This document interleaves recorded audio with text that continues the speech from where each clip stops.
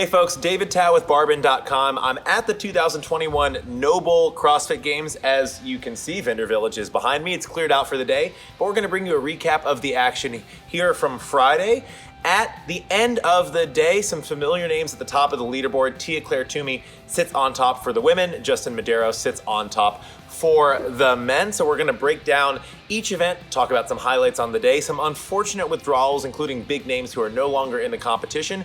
But before we do all that, make sure to visit Barbin.com or to Google Barbin plus CrossFit Games for coverage throughout the weekend from here in Madison. So let's talk about the beginning of the day for the individuals. Event 5, remember they had 4 events on Wednesday. So to start off the event, it was an interesting workout that included rope climbs, the ski erg, and heavy sandbag carries. Now, they were kind of themed, because we are in Wisconsin, to look like giant blocks of cheese, but really they were built by Rogue to replicate the Husafell stone, which is a famous lifting stone in Iceland. These bags were much lighter, 200 pounds for the men, 150 pounds for the women. The actual Husafell stone clocks in above 400 pounds, so not many people can lift that. But it was an interesting workout. The 2 names that stood on top after that event, Patrick Vellner coming away with an event win, and Laura Horvath. All right, events 6 and 7 were very similar. It was a series of runs, about 200 to 250 meters, and increasingly heavy, clean singles. No surprise on the men's side, Jeffrey Adler actually comes away with a win there. And remember, he's very strong. The Canadian won the CrossFit Total at last year's CrossFit Games finals. And on the women's side, even less of a surprise, the defending champ, one of the best to ever do it, Tia-Clair Toomey-Orr. She was a 2016 Olympian. She's a Commonwealth Games champion in weightlifting.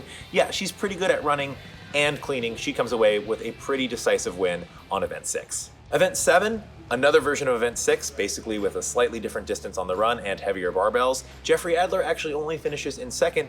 Guillermo Malheiros of Brazil comes away with the event win, which was pretty cool to see. He was amped up, the crowd was behind him. And Tia-Clair Toomey-Orr wins on the women's side. Am I tired of saying that yet? No, but maybe I will be. Let's talk about event 8. It was actually one of the first events announced for this year's CrossFit Games. It's a handstand obstacle course that included a ramp, stairs, and parallettes. Something the average person off the street probably has never thought about doing. And it was a true CrossFit Games veteran who comes away with the event win on the men's side. Scott Panchik, who recently announced that this would be his last year competing at the CrossFit Games. He's trying to go out with a bang and finally reach the podium. He comes away with an event win. On the women's side, Danielle Brandon is your winner for the handstand obstacle course. Event 9 was the final event of Friday for the individuals. On the men's side, the professor, Brent Fikowski, really vying for podium position. He actually was the leader for part of the day, did not end the day as the leader. We'll get to that in a second, but he comes away with an event win on a really gnarly workout that basically included 21:59, a descending ladder of power snatches. A lot of athletes did muscle snatches, interspersed with calories on the Rogue Echo bike, and it just looked miserable. But Fikowski, very good on the bike, very good with muscle and power snatches, comes away with a win. On the women's side, Amanda Barnhart actually edges out in a very, very close race with Annie Thorisdottir to come away with an event win in event 9.